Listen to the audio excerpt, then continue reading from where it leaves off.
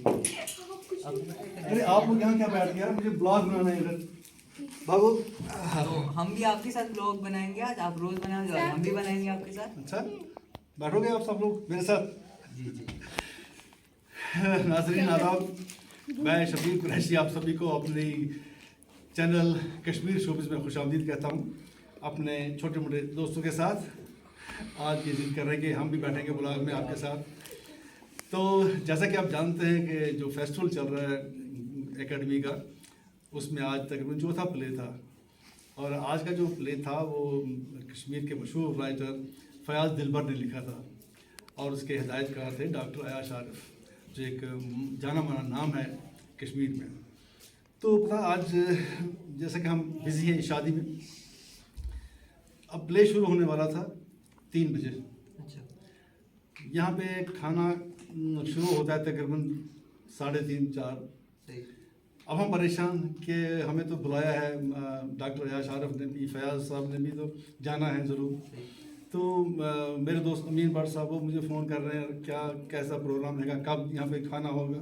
मैंने कहा अगर खाना तो तैयार हो जाए, लेकिन खाने वाले देर से आते हैं तो पता नहीं कितने बजे देंगे। निसार नसीब वो मुझे फ़ोन कर रहे हैं, खैर वो भी आ गई यहाँ पे।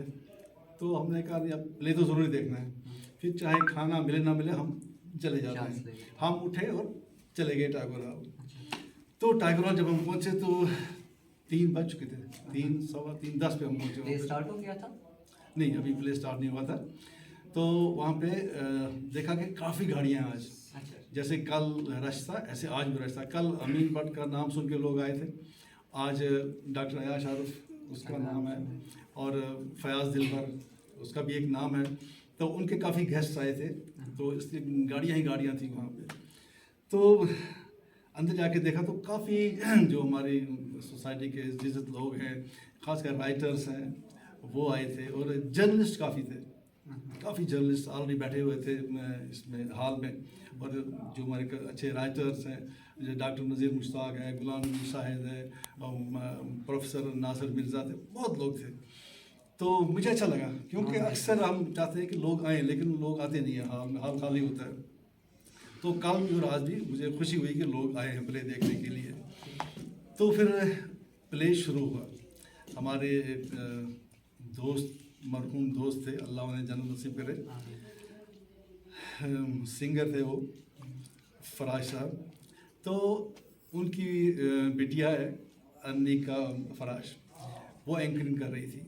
तो वो स्टेज पे आई तो उसने पूरा कुछ कहा इस अपने फेस्टिवल के बारे में, एकेडमी की तरफ से उसने वेलकम किया सभी गेस्ट वगैरह को, सबका जो भी थिएटर से वाबस्ता लोग हैं उनका एक एक करके नाम लेके उसने वेलकम किया सबको। तो फिर प्ले शुरू हुआ। तो प्ले का नाम नहीं पूछोगे? क्या कर रहे हो, जब बात कर रही तो पूरा पूछो। प्ले का नाम था दरवेश नामा। दरवेश नामा उर्दू प्ले। तो ये फयाज़ दिलबर हमारे राइटर हैं, बड़े अच्छे राइटर हैं, जाने माने। के बारे में कुछ बताइए। हाँ, कैरेक्टर्स के बारे में बोलूँगा। ये जो स्टोरी थी वो शम्स तबरेज़ की कहानी थी, उनकी स्टोरी थी। अच्छा। तो अब उर्दू में था पूरा प्ले। प्ले जब शुरू हुआ तो एक ब्लू लाइट में 2 साइड 2 राइज़र लगे हुए थे। 2 राइज़र्स पे 2 दरवेश नुमा इंसान खड़े थे, एक पूरे ग्रीन ड्रेस में और एक वाइट ड्रेस में। तो एक अलाव, बड़ा ही खूबसूरत अलाव बजा, तो उस अलाव पे वो झूम रहे थे। अलाव काफ़ी देर चलता रहा और वो भी झूम रहे थे। तो कुछ देर बाद फिर कोरस की एंट्री हुई। कोरस समझते हो? ग्रुप, एक ग्रुप होता है जो आर्टिस्टों का, वो जो एक साथ आते हैं स्टेज पे, एक साथ मूवमेंट करते हैं, काम करते हैं वगैरह। तो उनकी एंट्री हुई। तो जो ही कोरस आया तो उसमें कोई 7 लोग, और रूमी टोपी होती है ना, वैसा स्टाइल, उस की टोपी और वो चोगा पहन के, नीचे तक चोगा पहन के, तो वो ऐसे झूमते हुए आए स्टेज पे। और वो सूफी डांस कर रहे हैं। सूफी डांस का अपना एक स्टाइल होता है। तो जब वो आगे जो कोरस होता है ना, उसमें बहुत ज़रूरी चीज़ होती है कि उसमें सिमेट्री होनी चाहिए, सिंक्रोनाइज्ड एक्शंस हो। लेकिन अब हमारे यहाँ रिहर्सल पूरी नहीं हो पाती है प्लेज वगैरह की, तो इसलिए वो कोशिश कर रहे थे अपनी एक्शंस मिलाने की, लेकिन वो सिंक्रोनाइज नहीं हो पा रही थी। उनकी 2 एंट्रीज थी, 2 बार वो स्टेज पे आए, लेकिन दोनों बार वो सिंक्रोनाइज नहीं कर सके अपनी एक्शंस को। उसमें ऐसा भी हो सकता था अगर डायरेक्टर चाहे तो उनको अलग अलग एक्शन देते कि जो जैसे मस्ती में घूमता है घूमने दो उसको, लेकिन उन्होंने वो नहीं किया था। उन्होंने कहा था कि सब एक तरह से एक तरीके से घूमेंगे, लेकिन वो प्रॉपरली नहीं कर पा रहे थे, उसमें ऐसा सिंक्रोनाइज नहीं थी उनकी एक्शन। बाकी लाइटिंग वगैरह बड़ी अच्छी हो रही थी, म्यूज़िक बड़ा अच्छा था, काफ़ी मेहनत की थी प्ले पे, और मतलब प्ले को खूबसूरत बनाने के लिए बड़े कॉस्ट्यूम खूबसूरत, मेकअप अच्छा, सेट अच्छा, तो काफ़ी चीज़ें थी। लेकिन जब ओवरऑल प्ले देखे ना तो ओवरऑल लग रहा था कि हम कोई टर्किश प्ले देख रहे हैं। बिल्कुल वो टर्किश असर था प्ले पे। और जो एक्टर्स थे उनकी परफॉर्मेंस अच्छी थी, लेकिन एक आदत है हमारे एक्टर्स को, जब हम रिहर्सल करते हैं तो एक टोन पकड़ना होता है जो स्टेज का टोन होता है, जिस पिच पे हमने स्टेज पे परफॉर्म करना है उसी पे रिहर्सल करनी होती है, तब जाके वो उससे वही टोन रहता है इंसान का। हमारे एक्टर्स क्या है कि वो कहते हैं हाँ सर हम कर लेंगे, मैं वही करूँगा, तो लेकिन वहाँ पे फिर होता नहीं है। कई एक्टर्स थे जिनका वो ऑडियो नहीं आ रहा था लोगों तक, फर्स्ट लाइन में जो लोग बैठे थे वो भी बोलते थे कि लाउडर प्लीज लाउडर, इतना आहिस्ता बोल रहे थे। तो माइक्स वाइक्स कुछ लगा कि माइक्स होती हैं टाइगर हॉल में आजकल, हैंगिंग माइक्स नहीं होती हैं, फुट माइक्स 2-3 होती हैं आगे, लेकिन वो जो सामने वाला स्टेज है उसको कवर करती हैं। अगर थोड़ा पीछे चले जाओ आप तो वहाँ से वो कवर कैच नहीं कर सकती हैं। तो इसलिए और ज़रूरत है इस चीज़ की कि जो स्टेज पे बोलना होता है ना वो एक पिच पे बोलना होता है, एक ऊपर सुर में। अगर आप सा में बात कर रहे हैं तो उसकी रिहर्सल आप पा पे करें, पा के सुर पे आपने बोलना है। अगर माइक फेल भी हो जाए कम से कम पहली लाइन तो सुन लें। हाँ, अब माइकें भी चल रही है और पहली लाइन के लोग बोल रहे हैं कि लाउडर प्लीज, तो ऐसा नहीं होना चाहिए था। हाँ, जो हमारे कुछ एक्टर्स थे जिनका अच्छा लाउड, उन्होंने अपना एक पिच पकड़ा था, जैसे शौकत उस्मान एक कैरेक्टर कर रहा था बादशाह का, तो उसका ऑडियो अच्छा था।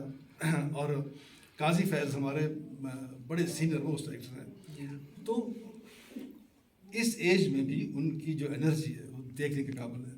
और उनका जो पिच है, जो टोन है, बराबर जो स्टेज पे जैसे बोला, बहुत काम किया उन्होंने स्टेज पे, रेडियो पे, टीवी पे, तो उनका ऑडियो बिल था, हर पूरा डाला, एक एक सब कुछ उनका सुन पा रहे थे, या उनकी जो मूवमेंट्स थी वो पूरे कैरेक्टर में थे। तो इस तरह वो जो शम्स तबरेज़ की कहानी थी वो लेके ये प्ले बना था। तो अब इस प्ले को मैंने ये कहा कि वो लग रहा था कि टर्किश प्ले देख रहे हैं हम, क्योंकि बिकॉज ऑफ द जो कॉस्ट्यूम थे वो वही स्टाइल पूरा। अगर इसको ये इवन कश्मीरी कॉस्ट्यूम में भी करते, कश्मीरी खान ड्रेस पहन के, कश्मीरी वो फैरन पहन के, पोस्ट सा पहन के जो होते हैं, जो शम्स तबरेज़ है, बाकी उनको वैसा ड्रेस देख के भी कर सकते थे। तो लेकिन अब इन्होंने एक ज़्यादा ब्यूटीफाई करने के लिए इसको वही कल्चर छोड़ दिया, वो हाँ कुछ भी कह सकते हो, इन्होंने वैसे ही किया जैसा टर्किश थोड़ा सा एक वो टच दे के ही। तो लेकिन देखने में प्ले अच्छा लगा, लोगों ने भी पसंद किया, और मेहनत भी की थी, डायरेक्टर ने काफ़ी मेहनत की थी सेट को लेके, कॉस्ट्यूम को लेके, बैकग्राउंड म्यूज़िक को लेके। 2-3 जगह म्यूज़िक प्ले करने में थोड़ा प्रॉब्लम हुई, वो हो जाती है वहाँ पे। तो बाकी मेहनत की थी उन्होंने, डायरेक्टर ने भी, तो लग रहा था उन्होंने प्रैक्टिस की है। हालांकि फिर भी उतनी प्रैक्टिस का टाइम नहीं मिला उनको भी। रीज़न जो प्ले जब सिलेक्ट हुआ है तो उस टाइम डेट से लेके आज की डेट तक बहुत कम ही टाइम मिला, और जो एक्टर्स उनके साथ काम कर रहे थे वो बाकी जगहों पे भी इंगेज थे। अच्छा, अभी जो पिछले 2 दिन प्ले हुए उन प्लेस में भी हमने देखा उन एक्टर्स को काम करते हुए, तो इसलिए मुझे लगा उनको भी कम ही टाइम दिया होगा एक्टर्स ने, तो थोड़ी बहुत रेस्ट कर ली, लेकिन ये सब ठीक ठाक था। और खासकर काजी फैज़ का जो परफॉर्मेंस थी, उसका रोल बहुत अच्छा था। या शाफिया मकबूल अच्छी एक्ट्रेस है, उसका रोल अच्छा था, लेकिन उसके भी कुछ डायलॉग नहीं सुन पाए जो उसकी परफॉर्मेंस थी। या शाहिद एक एक्टर हमारा, उसके शहजाद शबीर, इनका जो टोन बोलने का था वो सिर्फ बिल्कुल ऐसा था कि आप कैमरे के सामने बोल रहे हैं। हाँ, वो स्टेज टोन जो होता है वो जी। नहीं था उनका। तो जो कि होना चाहिए, जब आप स्टेज कर रहे हो तो आपने उस स्टेज टोन में बोलना है। तो अदरवाइज वो नहीं, आवाज़ नहीं ऑडिबल नहीं हो सकता है, लोग नहीं सुन सकते। और एक अपना अंदाज है, स्टेज स्टेज भी आजकल बदल गए हालात, स्टेज एक्टिंग को लेके, ये बाकी चीज़ों को लेके भी चेंजेस आती रहती है, हर चीज़ बदलती है वक्त के साथ साथ। तो जैसे पहले एक्टिंग का अंदाज था स्टेज का, जी। बहुत ही वो ज़बरदस्त, बड़े जेस्चर्स, ऐसे अब ऐसा नहीं करते हैं। लेकिन जहाँ तक कि बोलने का स्टाइल है तो जी। उसको अभी उतना भी मॉडिफाई नहीं किया है। कम से कम एक लगना चाहिए स्टेज पे बोलता है। जो हम स्टेज एक्टर्स हैं, कभी बॉम्बे में ऑडिशन देते हैं तो वहाँ से वो वहीं से कहते हैं, सर आप आपने थिएटर किया है। जी। थिएटर वाले की पहचान होती है अपनी आवाज़ की, बोल चाल की वगैरह से। तो हमारे जो एक्टर्स हैं उनको चाहिए जब आप रिहर्सल कर रहे हो तो उसी अंदाज से करो जैसे टीवी पे आपने बोलना है। अब इसमें दूसरी मुसीबत भी है, अब यहाँ पे कमरा ही नहीं मिलता किसी को किराए पे थिएटर एक्टिविटीज़ के लिए। हालात वैसे हैं, नहीं भी ले सकते हैं, कोई कारण है उसके। अब जब यहाँ पे रिहर्सल करते हैं वहाँ पे थोड़ा धीरे बोलना पड़ता जी। है तो आदत हो जाती है फिर आर्टिस्ट को, जी। वो स्टेज पे आके फिर पिच बदल नहीं सकता है। तो ये कुछ प्रॉब्लम्स हैं जो हैं अभी हम फेस कर रहे हैं कश्मीर में। तो लेकिन ओवरऑल ठीक ही था प्ले, लोगों को मज़ा आया देख के। और हम भागते भागते वापस आए तीनों, क्योंकि हमने खाना नहीं खाया था। तो यहाँ पे जब पता ही आपको, पहले मर्दों को दावत दी जाती है, जी। उसके बाद औरतों की बारी आती है। जी। तो जब हम आए तो तब मर्द खाना खा चुके थे। जी। फिर हम जो औरतों वाला हाल था जी। उसके साथ वाले एक छोटे कमरे में बैठ गए। तो औरतों के साथ साथ हमारी एक खाना सर्व हो गया। थाली भी सर्व होती रही, तो ऐसे हमने भी खाना खा लिया। तो ये थी आज के प्ले की बात। तो और खाना भी बहुत अच्छा था, टेस्ट आया। हमारा एक जो ख़ानदानी वाजा है उसका नाम बशीर वाजा था। तो उसने हमारी कई शादी, इस साल भी तकरीबन तीसरी चौथी ये शादी थी हमारे ख़ानदान में जी। जिसमें वो वाजा था। तो बड़ी सभी तारीफ़ करते हैं उसकी, बहुत अच्छा बनाता है। फेवरेट डिश कौन सी है आपकी जो उसके हाथ की आपको पसंद हो? मैं वैसा मीट वगैरह ज़्यादा खाता नहीं हूँ, जी। तो लेकिन उसकी हर डिश अच्छी होती है, हर डिश अच्छी होती है। तो ख़ासकर मिर्ची कौरमा जो होता है हमारा, हाँ। वो बड़ा ज़बरदस्त बनाता है वो। जी। या बाकी भी कभी उसकी कंप्लेंट नहीं आई है किसी चीज़ में, जी। तो अच्छा बनाता है। आपको क्या लगता है अच्छा आवाज़ में? मुझे तो रिश्ता बहुत पसंद है। रिश्ता, आपको? मुझे तबक मांस। तबक मास, करारी करारी है। और आपको? परी, अरे बड़ी अच्छी लगती है। एक सवाल मैं भी पूछना चाहूँगी। जी। हम आपके व्लॉग्स जो हैं वो अक्सर देखते हैं।